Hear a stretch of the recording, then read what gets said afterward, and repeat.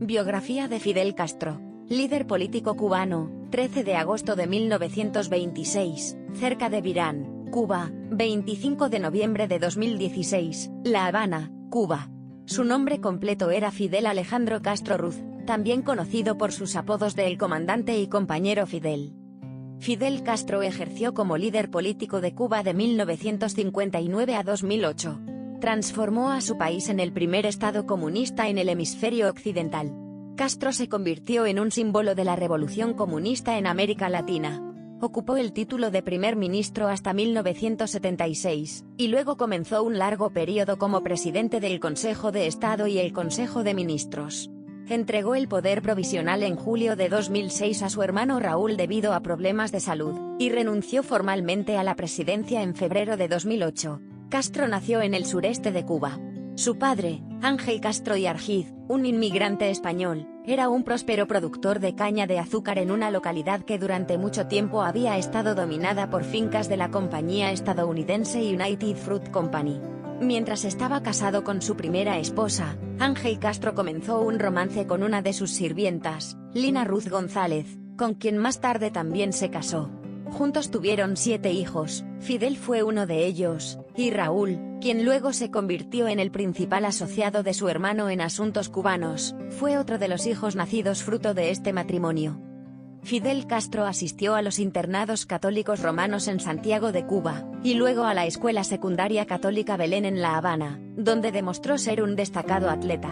En 1945 ingresó en la Facultad de Derecho de la Universidad de La Habana, donde las pandillas violentas organizadas buscaban promover una mezcla de objetivos románticos, objetivos políticos y carreras personales. La actividad principal de Castro en la universidad era la política, y en 1947 se unió a un intento fallido de los exiliados y cubanos dominicanos para invadir la República Dominicana y derrocar al general Rafael Trujillo. Luego participó en disturbios urbanos que estallaron en Bogotá, Colombia, en abril de 1948. Después de graduarse en 1950, Castro comenzó a ejercer la abogacía, y se convirtió en miembro del reformista Partido del Pueblo Cubano, llamado Ortodoxos. Se convirtió en su candidato a un escaño en la Cámara de Representantes de un distrito de La Habana en las elecciones programadas para junio de 1952.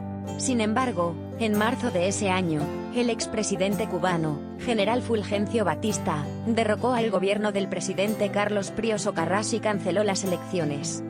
Después de que los medios legales no lograron desalojar la nueva dictadura de Batista, Castro comenzó a organizar una fuerza rebelde en 1953. El 26 de julio de 1953, dirigió a unos 160 hombres en un ataque suicida contra el cuartel militar de Moncada en Santiago de Cuba con la esperanza de desatar un levantamiento popular. La mayoría de los hombres fueron asesinados, y el propio Castro fue arrestado. Después de un juicio en el que dirigió una defensa apasionada, fue condenado por el gobierno a 15 años de prisión. Él y su hermano Raúl fueron liberados en una amnistía política en 1955, y fueron a México para continuar su campaña contra el régimen de Batista.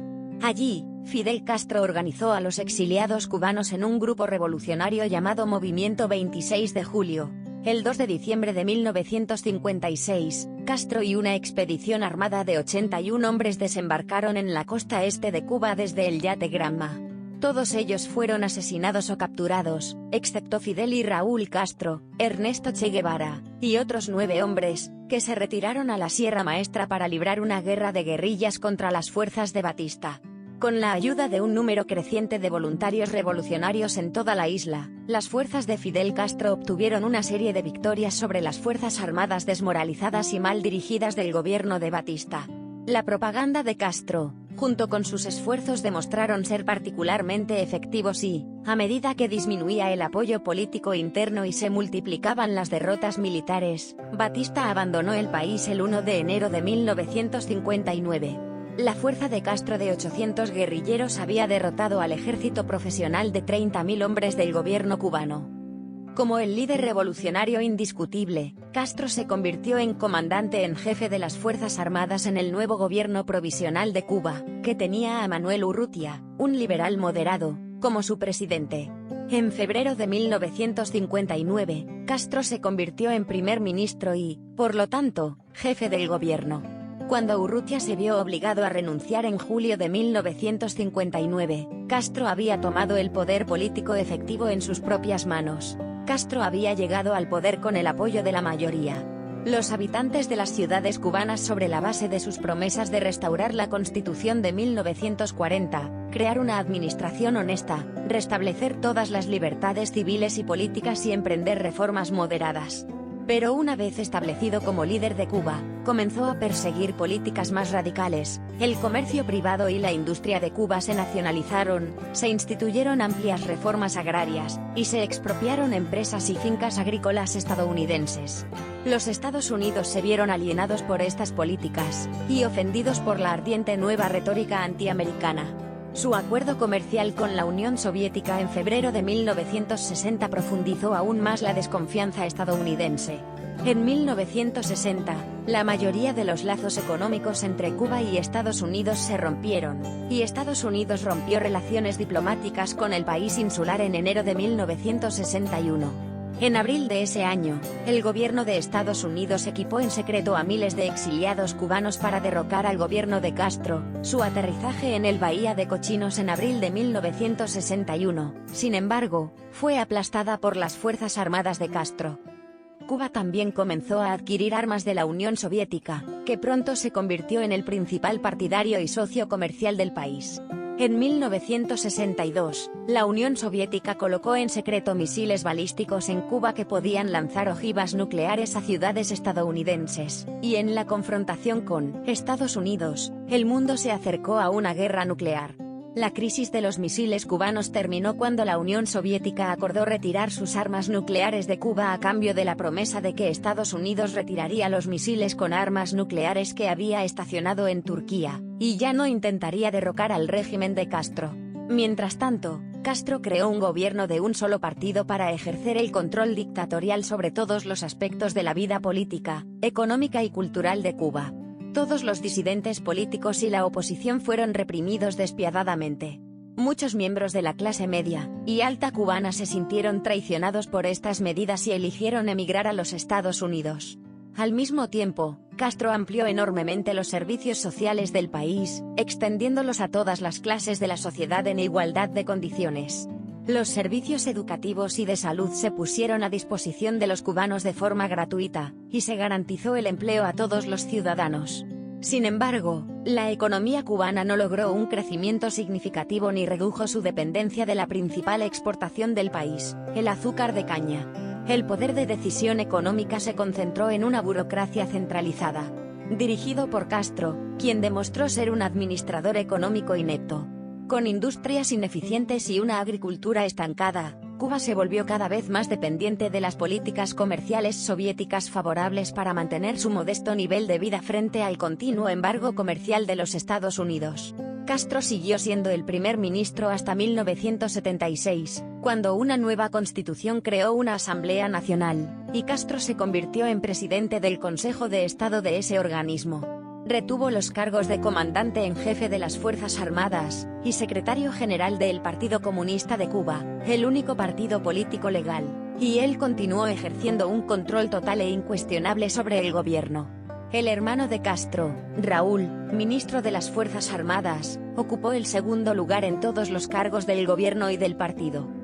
Los primeros intentos de Fidel Castro de fomentar revoluciones marxistas en otros lugares de América Latina fracasaron, pero las tropas cubanas desempeñaron un papel importante en varios conflictos en otros países menos desarrollados, especialmente en África. Durante mucho tiempo se sostuvo que las fuerzas cubanas actuaban como sustitutos de la Unión Soviética en estos conflictos de la Guerra Fría. Sin embargo, los estudios que surgieron a principios del siglo XXI dejaron en claro que Cuba había actuado a su manera en África cuando Castro buscaba difundir internacionalmente la revolución cubana, y reforzar su posición entre los países no alineados y en el mundo menos desarrollado. De 1975 a 1989, las fuerzas expedicionarias cubanas lucharon en la Guerra Civil Angoleña por parte de los comunistas. Movimiento Popular para la Liberación de Angola. En 1978, las tropas cubanas ayudaron a Etiopía a repeler una invasión de Somalia. En la década de 1980, Castro había emergido como uno de los líderes de los países no alineados, a pesar de sus vínculos con la Unión Soviética.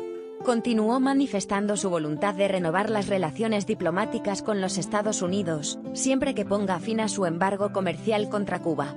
En 1980, Castro lanzó una inundación de inmigrantes a los Estados Unidos cuando abrió el puerto de Mariel por 5 meses.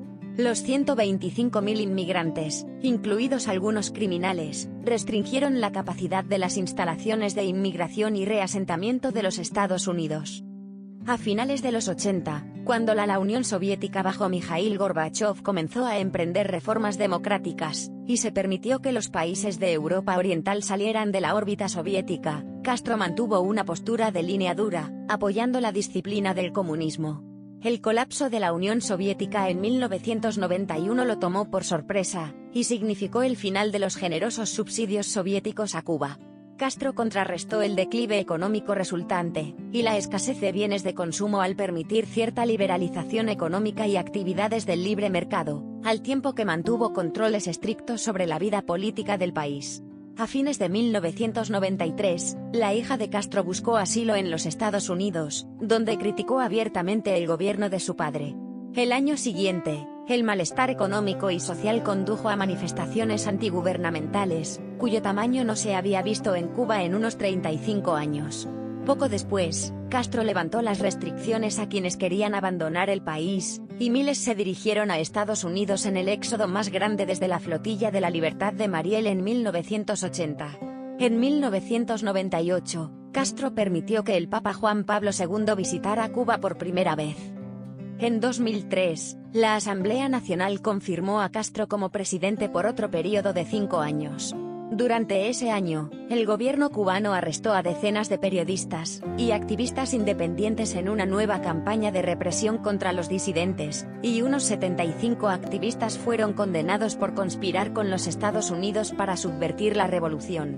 Al año siguiente Castro fortaleció su alianza con el presidente venezolano Hugo Chávez, ayudándole a llevar a buen término la Alternativa Bolivariana para las Américas, ALBA. Alternativa más tarde cambió a Alianza, una iniciativa socialista para promover el comercio regional, a través de la cual Cuba proporcionó profesionales de la salud a Venezuela a cambio de petróleo con descuento. El 31 de julio de 2006, Fidel Castro pasó el poder provisionalmente a su hermano Raúl para recuperarse de la cirugía por una grave enfermedad intestinal. Fue la primera vez desde la Revolución de 1959 que cedió el control. En febrero de 2008, pocos días antes de que la Asamblea Nacional votara por el líder del país, Fidel Castro, quien no había aparecido en público durante 19 meses, declaró oficialmente que no aceptaría otro mandato como presidente. Su anuncio de que estaba renunciando se hizo a través de una carta dirigida al país, y publicada en el sitio web del periódico oficial del Partido Comunista, Gramma. En parte decía: no te despido. Mi único deseo es luchar como un soldado de ideas.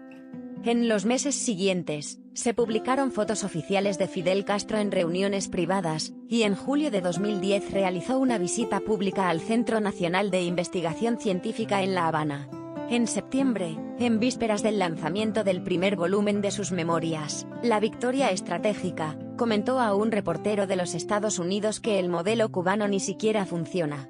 Muchos tomaron su comentario como una admisión del fracaso del comunismo. Sin embargo, Fidel Castro se apresuró a calificar sus comentarios en un discurso que siguió unos días después. La mayoría de los analistas consideraron que sus comentarios ofrecían apoyo a la introducción de reformas económicas por parte de Raúl, que incluía un despido masivo de empleados gubernamentales y una mayor tolerancia de la empresa privada. En 2011, Fidel dejó el cargo de secretario general del Partido Comunista de Cuba y fue sucedido por Raúl. En marzo de 2016, Fidel, que rara vez había sido visto en público en los últimos años, hizo una aparición de alto perfil en forma impresa cuando respondió a la presidencia de los Estados Unidos la histórica visita de Barack Obama a Cuba con una carta de 1.600 palabras en Gramma. En la carta, titulada Hermano Obama, recapituló la política agresiva de los Estados Unidos hacia Cuba durante la Guerra Fría y criticó a Obama, el primer presidente estadounidense en funciones que visitó la isla en casi 80 años, por no reconocer los logros de la Revolución cubana. incluyendo sus esfuerzos para erradicar el racismo. Al abordar el calentamiento de las relaciones entre Cuba y los Estados Unidos, Castro escribió: "Nadie debería estar bajo la ilusión que la gente de este país digno y desinteresado renunciará a la gloria, a los derechos o a la riqueza espiritual que han ganado con el desarrollo de la educación, la ciencia y la cultura". En abril, un frágil Castro que pronto cumpliría 90 años le dijo al Congreso del Partido Comunista que moriría pronto, e imploró a los miembros del partido que trabajen para cumplir su visión comunista para Cuba.